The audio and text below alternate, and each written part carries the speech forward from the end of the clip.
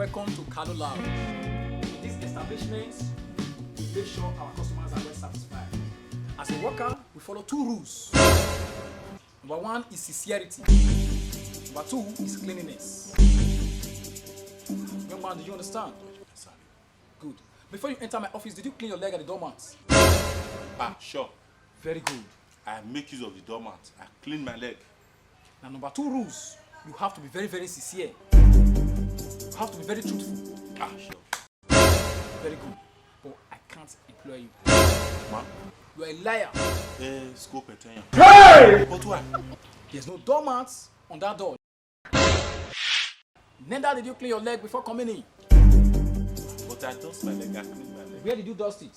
It's nowhere. Leave my office. Ma? Stand up. Young man, should I call the security for you?